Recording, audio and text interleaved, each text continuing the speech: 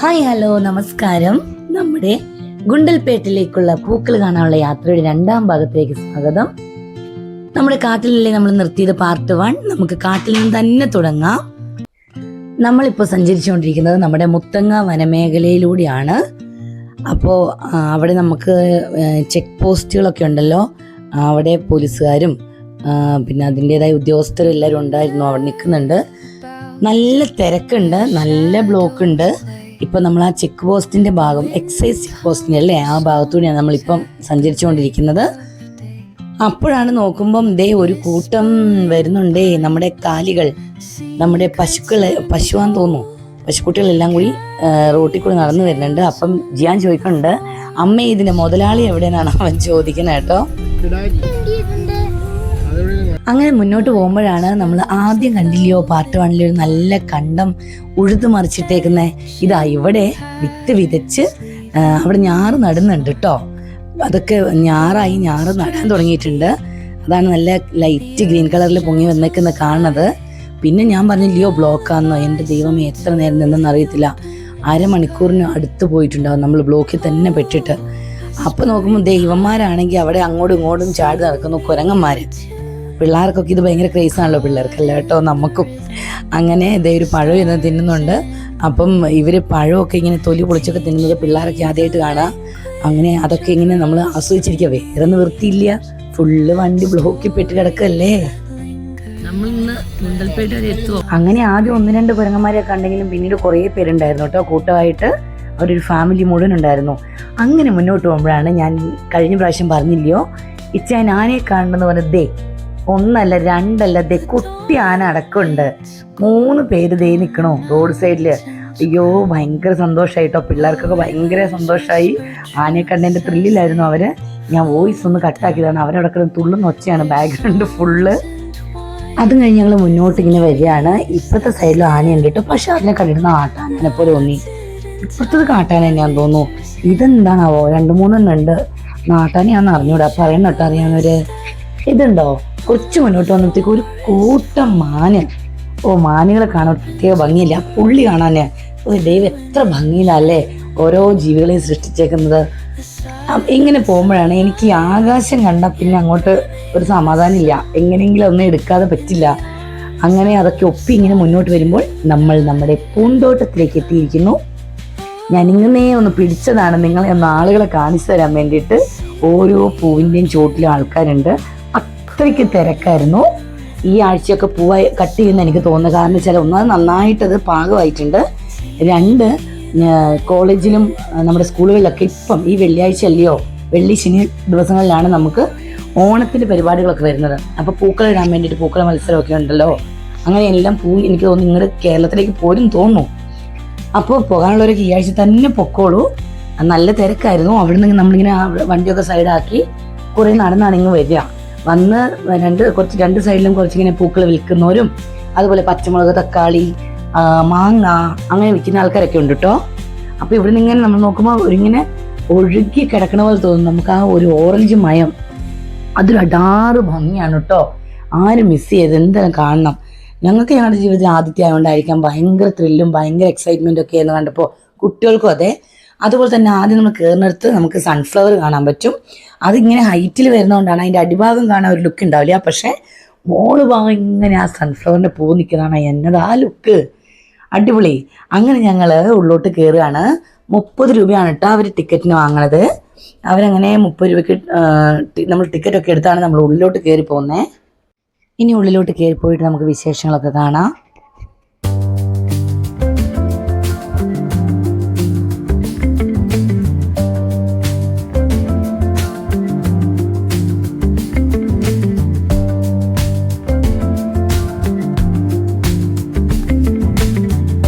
ഇത്രയും മനോഹരമായ സ്ഥലത്ത് നിന്ന് എങ്ങനെയാ ഫോട്ടോയും വീഡിയോ എടുക്കാതിരിക്കുക. ഞങ്ങൾ കുറേ ഫോട്ടോ എടുത്തു, കുറേ വീഡിയോസും എടുത്തു. ഇന്നലെ ആരോ ചോദിക്കുന്നുണ്ട് കേട്ടോ, നമ്മുടെ ഷെയർ ചെയ്തപ്പം നമ്മുടെ കമൻ്റായിട്ട് വന്നിരുന്നു ഇത് AI അല്ലേന്ന്. ഇതൊട്ട് AI അല്ല മക്കളെ, നേരിട്ട് പോയി ഷൂട്ട് ചെയ്തതാണ് കേട്ടോ.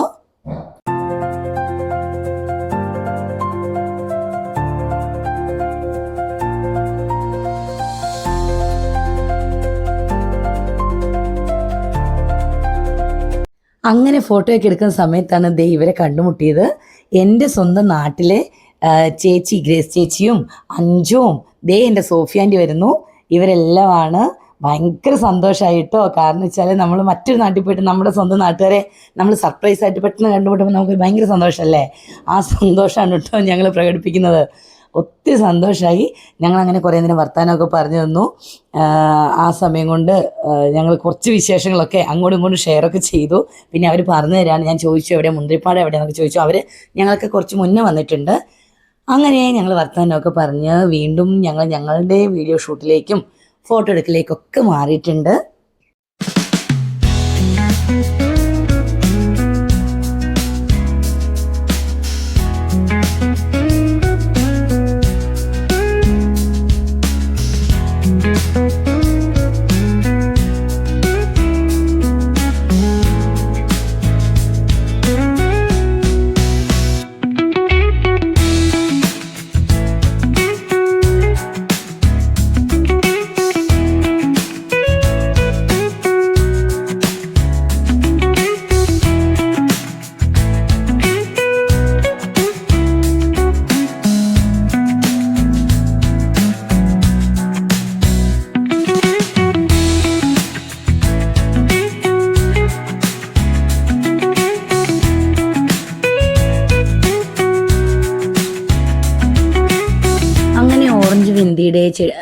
ഓറഞ്ച് ചെണ്ടുമല്ലിയുടെ ഭംഗിയൊക്കെ ആസ്വദിച്ച് കഴിഞ്ഞ് ഞങ്ങൾ ഇതേ വാടാമല്ലിയുടെ അങ്ങോട്ട് വന്നിട്ടുണ്ട്. ഇത് നമ്മൾ ഓണത്തിന് പൂക്കളത്തിന് ഇതിടുമ്പോൾ ഒരു പ്രത്യേക ഭംഗിയല്ലേ. ഇതിങ്ങനെ ഇതെല്ലാം മാറ്റി ഇടുമ്പോഴതൊരു പ്രത്യേക രസമല്ലേ. അത് നോക്കി അത് ആ കളർ ഇങ്ങനെ നിൽക്കുന്ന കാണാൻ, അത്രയും ഏരിയയിൽ ഇങ്ങനെ നിൽക്കുന്ന കാണാൻ ഒരു പ്രത്യേക വൈബാണ് കേട്ടോ. പക്ഷെ ഞങ്ങൾ അങ്ങോട്ട് കയറ്റി വിടുന്നില്ല കേട്ടോ. അവിടെ മുഴുവൻ ഒരു കയറൊക്കെ കെട്ടി വെച്ചിട്ടുണ്ട്, അങ്ങോട്ട് കയറ്റണില്ല. വേഗം നശിച്ചു പോകുന്നതുകൊണ്ടായിരിക്കാം ഒരു പക്ഷെ നമ്മളൊക്കെ ചവിട്ടി വെന്തിയെപ്പോലെ കുറച്ച് ഹൈറ്റിൽ അങ്ങനെ പോകുന്നില്ലല്ലോ. പിന്നെയും അതിൻ്റെ നേരെ ഇപ്പുറത്തെ സൈഡിൽ തന്നെ നമുക്ക് നമ്മുടെ സൺഫ്ലവർ കാണാൻ പറ്റും. അത് ഒരു കുറേ ഏരിയ ഇല്ലാച്ചാലും കുറച്ച് ഏരിയ ഉണ്ട്. അത് കാണുമ്പോൾ തന്നെ നല്ല ഭംഗിയാണ് കേട്ടോ. എന്തായാലും ഫ്ലവറൊക്കെ നല്ല പാകമായിട്ടിങ്ങനെ നിൽക്കുകയാണ്. ഏത് നിമിഷം ഇവരിതിനെ മുറിച്ച് മാറ്റും. അപ്പം കാണാനുള്ളവരൊക്കെ എത്രയും പെട്ടെന്ന് പോയി കണ്ടോളൂ. ആദ്യമായിട്ടാണ് ഞങ്ങളുടെ ചാനൽ കാണുന്നതെങ്കിൽ ഒന്ന് സബ്സ്ക്രൈബ് ചെയ്ത് കൂടെ കൂട്ടണം, ലൈക്ക് ചെയ്യണം, കമൻറ്റ് ചെയ്യണം, ഞങ്ങളുടെ വീഡിയോസ് എല്ലാം ഷെയർ ചെയ്യണം.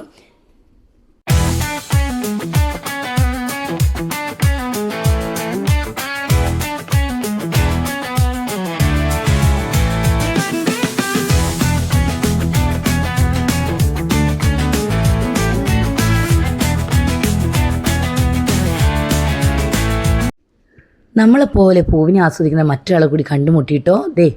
ഓൻ പറന്ന് പോയി ഓൻ്റെ പുറകെ നടന്ന് ഞാൻ ഫോട്ടോ ഒക്കെ എടുത്തതാ, വീഡിയോ ഒക്കെ എടുത്തതാ. ലെങ്ത്ത് കൂടണ്ടെന്ന് വിചാരിച്ച് ഇടുന്നില്ല കേട്ടോ. ചേച്ചിമാർ ഇവിടെ പൂവൊക്കെ ഇതാ നുള്ളി എടുക്കുന്നുണ്ട്, അതൊക്കെ മാറ്റി തുടങ്ങിയിട്ടുണ്ട്. ഇത് വന്നിട്ട് നമ്മുടെ റോഡിൻ്റെ ഓപ്പോസിറ്റ് സൈഡാണ് കേട്ടോ. റോഡിൻ്റെ ഓപ്പോസിറ്റ് സൈഡിലാണ് മഞ്ഞ ചെണ്ടുമല്ലി ഉള്ളത്. അതെല്ലാം എനിക്ക് അവിടേക്ക് കയറാൻ ആ ചേച്ചി 10 രൂപയാണ് വാങ്ങിയത്.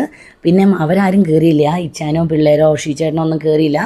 ഞാൻ മാത്രമേ കയറിയുള്ളൂ. ജസ്റ്റ് വീഡിയോയും ഫോട്ടോ എടുക്കാമെന്ന് വിചാരിച്ചു.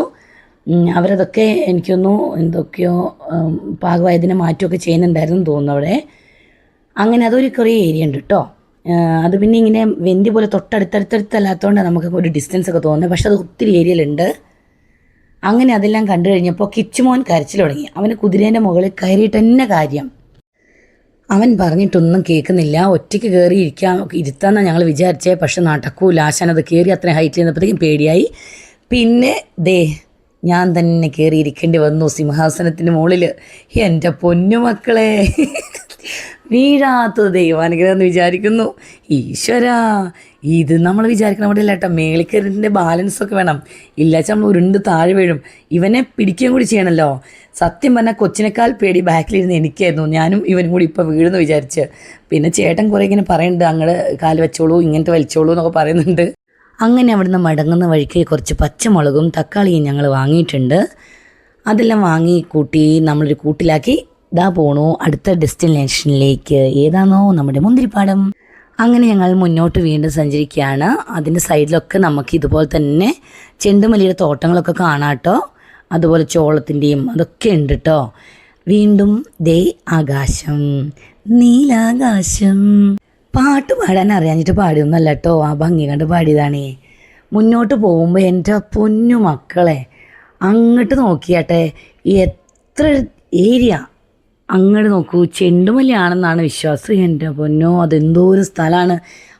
അവിടെ ആരും കാണുമില്ല, അങ്ങോട്ട് കടത്തി വിടണമില്ല തോന്നുന്നു. എനിക്കൊന്ന് കർണാടകത്തിലുള്ളവർക്ക് അറിയായിരിക്കും, എനിക്കതിനെക്കുറിച്ച് പറയാൻ അറിയില്ല. പക്ഷേ അതിൻ്റെ ഭംഗിയാണ്. ഇപ്പം നമ്മൾ വിചാരിക്കുക മണ്ണാന്നല്ലയോ, അത് ഫുള്ള് പൂവാണ്.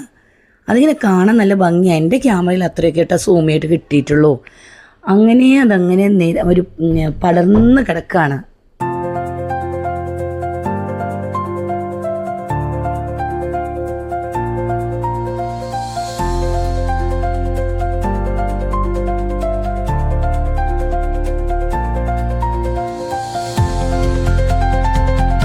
അങ്ങനെ മുന്നോട്ട് വരുമ്പം എല്ലാവർക്കും ഒരു ചായ കുടിച്ചാൽ കൊള്ളാമെന്നുണ്ട്. KA10 എന്നാണ് തോന്നുന്നു. ആ കടയിൽ ഞങ്ങൾ കയറിയിട്ടുണ്ട്. അവിടെ നിന്ന് ഞങ്ങൾ മുട്ട ബജ്ജി കഴിച്ചു, ഉള്ളിവട കഴിച്ചു. ഉള്ളിവട ഞാൻ കഴിച്ചിട്ടില്ല, കുട്ടികൾ കഴിച്ചു, ഇച്ചാൻ കഴിച്ചു. ഉള്ളിവടയുടെ ഉള്ളിലേ ശരീരമൊന്നും ഇല്ലായിരുന്നു. നമ്മുടെ നാട്ടിലൊക്കെ നല്ല ബോഡി ഉണ്ടാവില്ലേ, അതിനകത്തൊന്നും ഇല്ലായിരുന്നു കേട്ടോ. വളരെ നൈസ് മെലിഞ്ഞ ഒരു ഉള്ളിവടയാട്ടോ അവിടെ കിട്ടണത്. അങ്ങനെ ഒരു ടോളൊക്കെ കഴിഞ്ഞ് നമ്മൾ മുന്നോട്ട് വരുമ്പോഴാണ് നമുക്ക് ഈ മുന്തിരിപ്പാടത്തിൻ്റെ സൈഡിലെത്തുക. അവിടെ ഇതുപോലെ തന്നെ നല്ല തിരക്കാണ്. പച്ചക്കറികളൊക്കെ വിൽക്കാനായിട്ട് ആളുകളൊക്കെ രണ്ട് സൈഡിലും ഉണ്ട്. എന്താ കാര്യം വെച്ചാലേ, നമ്മൾ കയറി ചെന്ന് കഴിയുമ്പോൾ മുന്തിരിങ്ങ അധികം കാണാനില്ല.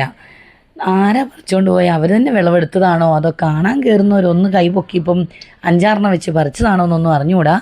കയറുന്ന ഭാഗത്ത് മുന്തിരിയൊന്നും അധികമില്ല, പക്ഷേ ഉള്ളോട്ട് ചെല്ലുമ്പം കുറച്ച് നന്നായിട്ട് പഴുത്ത് വിളവായിട്ട് കിടപ്പുണ്ട് കേട്ടോ.